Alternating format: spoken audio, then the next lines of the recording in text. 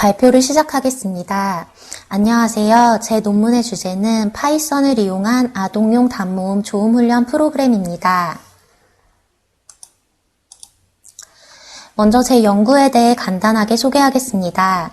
아동용 단모음 조음 훈련 프로그램은 아동의 모음 특성을 포먼트를 이용하여 분석하고 정상 아동의 수치와 비교하여 객관적인 피드백을 보여주는 프로그램입니다. 파이썬을 활용하여 설계하고 프랏의 기능을 구현한 파슬마우스 라이브러리를 사용하였고 사용자용 및 연구자용 두 가지로 구현하였습니다. 프로그램과 관련하여 파이썬에 대해 간략하게 소개하겠습니다. 파이썬은 컴퓨터 프로그래밍 언어 중 하나로 데이터 사이언스, 머신러닝, 인공지능, 정보보호와 같은 분야에 사용되고 있으며 라이브러리를 다양하게 보유하고 있어 활용성이 뛰어납니다. 파슬마우스는 프랏의 다양한 기능을 보유하고 있으며 파이썬과 프랏을 연결하는 역할을 합니다.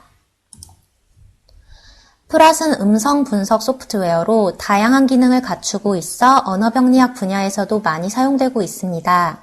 제 연구는 앞에서 소개했던 파이썬과 프랏을 이용하여 설계되었습니다. 연구 문제는 다음과 같이 설정하였습니다. 아동용 단모음 조음 훈련 프로그램이 모음 포먼트 값을 정확하게 판단하고 분석할 수 있는가? 아동용 단모음 조음 훈련 프로그램이 사용자를 고려하여 편의성, 기술성, 전문성, 디자인, 활용성 등 5가지 항목에서 적절하게 설계되었는가로 설정하였습니다. 연구 배경은 다음과 같습니다. 모음은 자음에 비해 조음 특성을 정확하게 나타내기 어려워 분석 방법에서 객관성이 떨어지고 그렇기 때문에 임상에서 모음 오류가 흔하게 나타남에도 검사 도구나 치료 방법이 많이 없는 편입니다. 특히 모음 오류가 많이 나타나는 장애군은 청각장애와 카스인데 이 두 장애군에서는 높은 빈도의 모음 오류를 발견할 수 있습니다.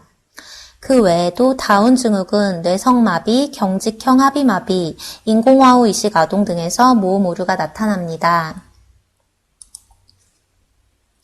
이러한 모음 오류를 개선하기 위해서는 모음의 특성을 먼저 파악해야 하는데요. 단모음은 조음 기간의 변화 없이 산출되지만 혀의 높이와 전후 위치, 입술의 모양으로 구분할 수 있습니다. 단모음을 구별하기 위한 변수를 수치화한 것은 모음 포먼트이고 이것을 이용하면 모음의 특성을 분석하여 개선 방안을 제시할 수 있습니다. 모음 포먼트는 성도의 공명 주파수이며 낮은 공명 주파수부터 1포먼트, 2포먼트, 3포먼트 등으로 부릅니다. 제 연구에서는 제1포먼트와 제2포먼트 두 가지를 사용하였는데 1포먼트는 개구도 입을 벌린 크기의 정도와 관련되며 입을 많이 벌릴수록 높아지고 적게 벌릴수록 낮아집니다. 2포먼트는 혀의 전후설과 관련되며 조음점이 앞에 있을수록 높아지고 뒤에 있을수록 낮아집니다. 아동이 모음을 정확하게 산출하기 위해서는 1포먼트와 2포먼트 두 값이 정상 범위 내에 있어야 합니다. 이러한 모음의 특성을 프로그램에 적용하여 설계하였습니다. 다음은 프로그램 설계 방법입니다. 사용자용 프로그램은 한 명의 아동을 대상으로 한 번의 시도에 모음 한 가지를 분석할 수 있으며 임상가의 입장에서 편리하게 프로그램을 사용할 수 있도록 설계하였습니다. 구현 단계는 다음과 같이 7단계로 나타납니다.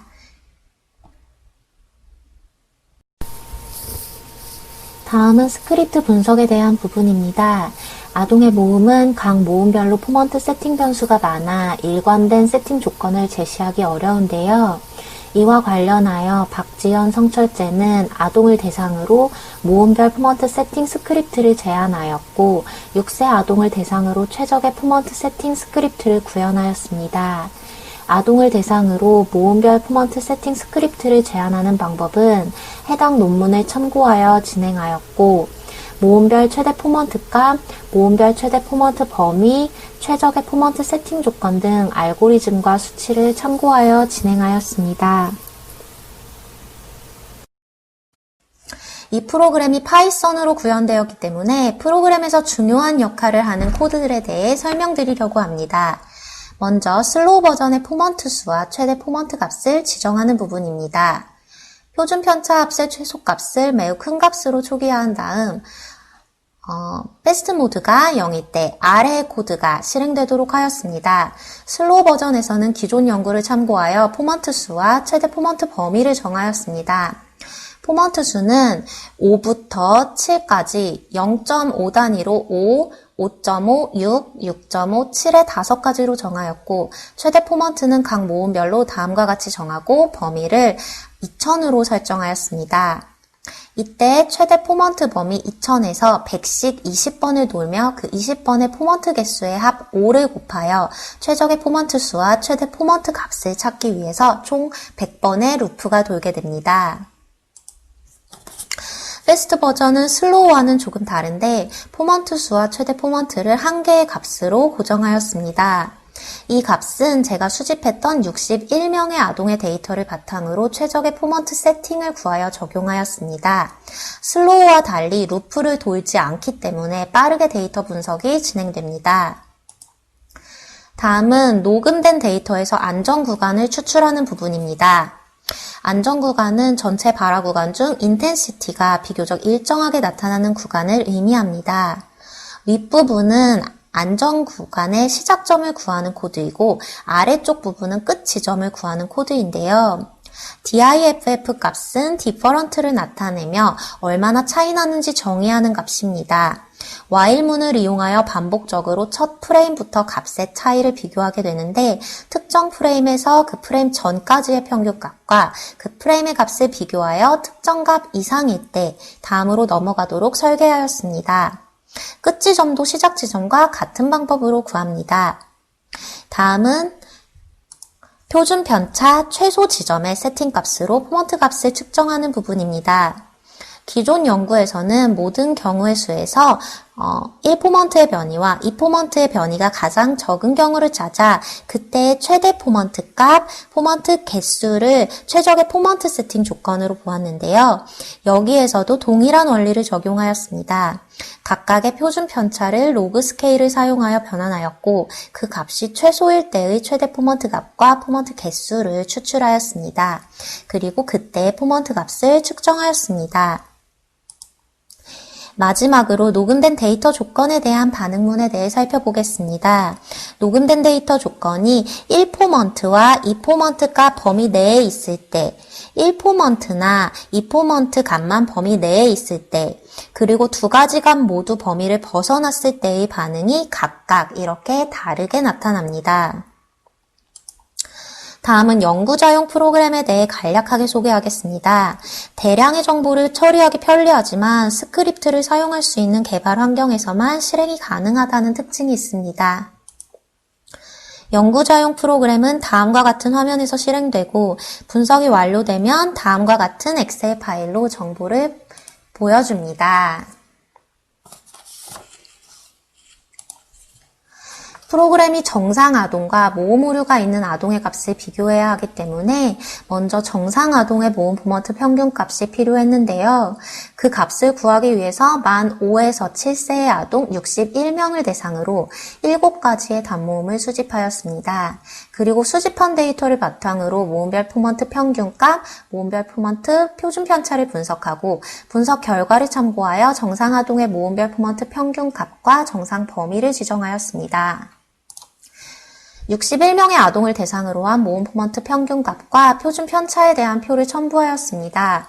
각 모음에 대한 1포먼트와 2포먼트 평균값 그리고 표준 편차가 나타나 있습니다.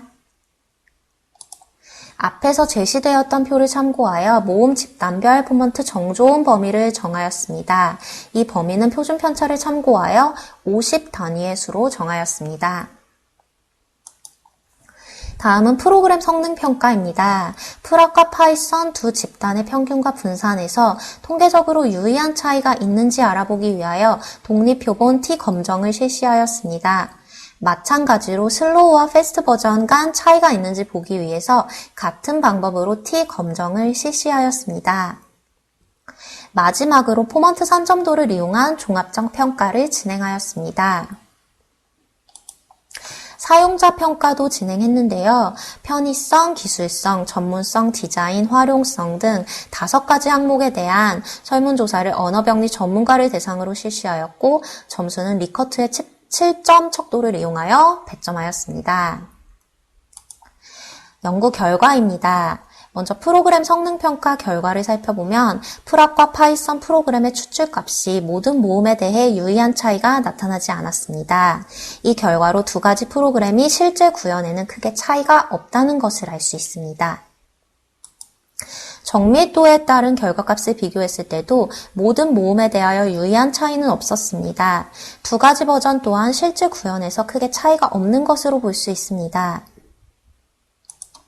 마지막으로 포먼트 산점도를 이용하여 평가했을 때 모든 모음이 위치별로 뚜렷하게 분포하는 것을 볼 수 있었습니다. 사용자의 주관적 평가 결과에서는 편의성, 기술성, 전문성, 활용성이 6, 만족, 디자인이 5, 약간 만족에 가깝게 나타나 사용자 평가는 대체로 만족 수준인 것으로 보여집니다. 언어병리학 전문가의 주관적 평가에 관한 기술 통계 값을 표로 나타낸 결과입니다. 한번 확인해 주시면 감사하겠습니다. 평가 결과가 연속형 변수이며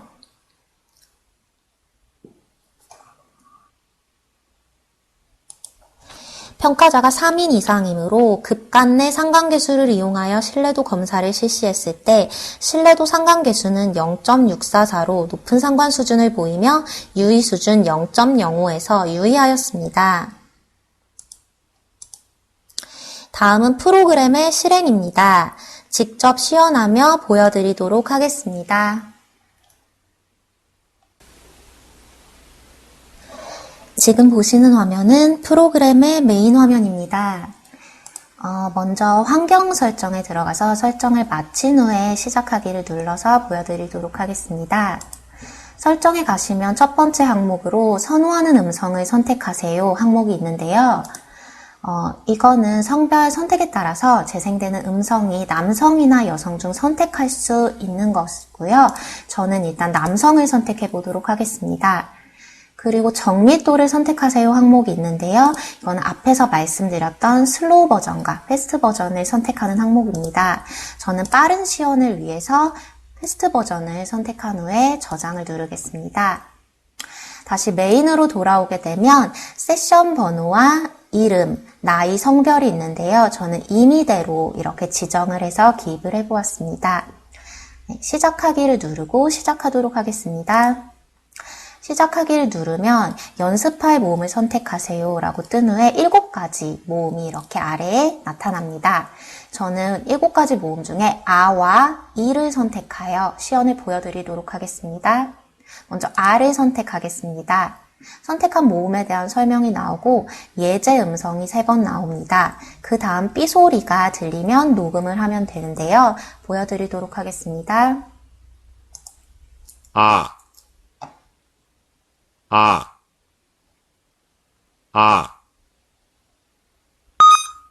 아,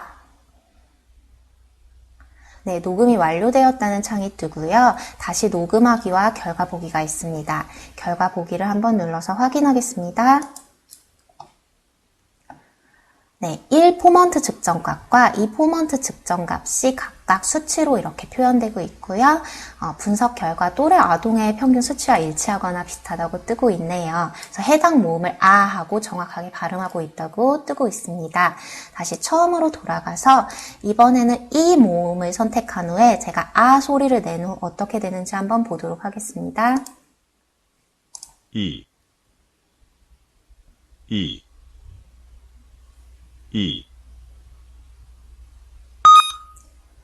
아. 네, 녹음이 완료되었다고 뜨고요. 결과 보기를 눌러보겠습니다. 네, 일단 측정 값이 이렇게 나왔고요.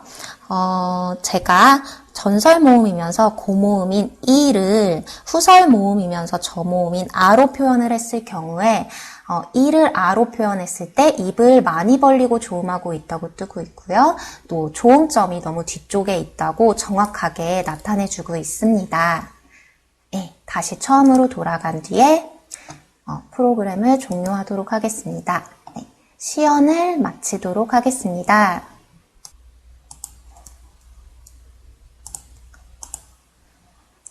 네, 결론을 말씀드리도록 하겠습니다.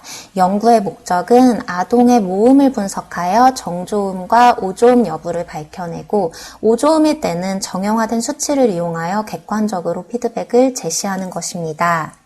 프로그램이 모음 포먼트 값을 정확하게 분석 가능한지 판단하기 위해서 성능 평가를 실시하였고 모음 포먼트 값을 정확하게 판단하고 분석할 수 있는 것으로 나타났습니다. 편의성, 기술성, 전문성, 디자인, 활용성 등 5가지 항목에서 적절하게 설계되었는지 언어병리 전문가를 대상으로 평가한 결과 대체로 만족 수준으로 나타났습니다. 논의 및 제한점입니다. 대상을 만 5에서 7세로만 한정하여 보다 넓은 연령대의 대상에는 적용하지 못하였습니다. 데이터를 추가 수집하여 연령별로 설정이 가능하게 한다면 다양한 장애군에서 언어재활사의 청지각적 평가를 보조할 수 있을 것으로 예상됩니다. 임상가 중심으로 설계되어 아동과 함께 사용하기는 어려운 점이 있을 수 있습니다. 시각화 과정에서 아동이 즐거워할 만한 요소를 넣어서 함께 훈련할 수 있다면 참여도가 높아질 것으로 예상하고 있습니다. 또 스마트폰 애플리케이션 등으로 확장하면 가정에서도 조음 훈련의 보조적 도구로 활용할 수 있을 것입니다. 애플리케이션 사용 중 녹음 파일을 서버에 업로드하도록 설계하면 조음 후문 장애 아동에 대해 음성 데이터베이스를 구축하고 또 아동의 모음 연구에도 기여할 수 있을 것으로 예상됩니다. 발표를 여기까지 마치겠습니다. 감사합니다.